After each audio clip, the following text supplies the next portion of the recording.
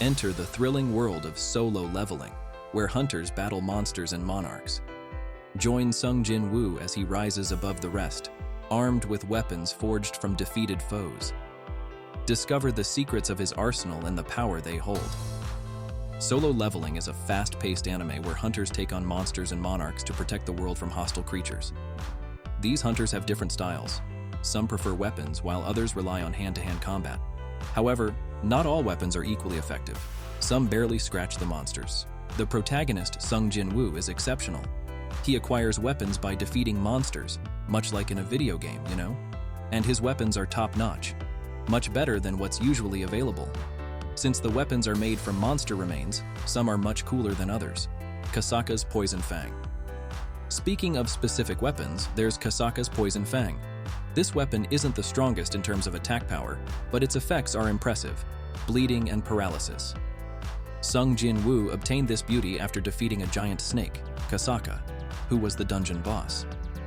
With this dagger, he can immobilize or delay enemies and even cause continuous bleeding. Assassin's Knight.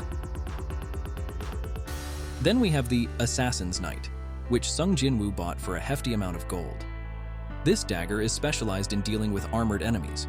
It gives a bonus attack when used against these armored foes.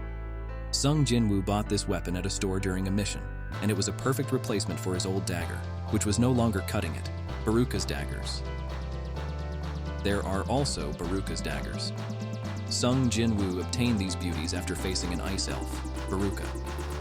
These daggers are high level and helped him defeat the Demon King Baran. Besides the attack power, they increase the user's agility because they possess a magic that reduces weight. This gives Sung Jin-Woo not only strength, but also incredible speed. Demon King's daggers. Continuing the saga of Sung Jin-Woo's weapons, we have the Demon King's daggers. He acquired these daggers after defeating the Demon King Baran, and they were the most powerful ones he had until he got Kamish's daggers. With an attack power of +20, they are Class S daggers, which means you don't find them everywhere. They cut through almost everything and work well against rank S hunters, but against national level hunters and monarchs, they are not as effective. Greed's Orb. Now, speaking of magical power, we have Greed's Orb. Sung Jin-Woo obtained this item after defeating Volcano, a boss in the Demon Castle. The orb doubles the user's magical damage, which is a huge advantage. Sung Jin-Woo gave the orb to Tusk, a talented mage, and with it, Tusk gained surreal firepower. The orb can double magical power, which is much more than most weapons or items can do. Demon King's Longsword. In the confrontation with Baran's magical copy, Sung Jin-Woo conquered the Demon King's Longsword. This sword has an attack of 350 and is one of the strongest weapons Sung Jin-Woo possesses. Besides brute force, it has an effect called White Flame Tempest, which is basically a show of lightning and fire. Sung Jin-Woo, who prefers daggers, ended up giving the sword to Igris, one of his allies, who did well in using it against S-class hunters. Kamish's Wrath. Finally, we have Kamish's Wrath, made from the dragon Kamish's Tooth. These daggers are a level above what we've seen. They have an attack power exceeding 1,500, which is simply insane. Sung Jin-Woo used them to take down several monarchs.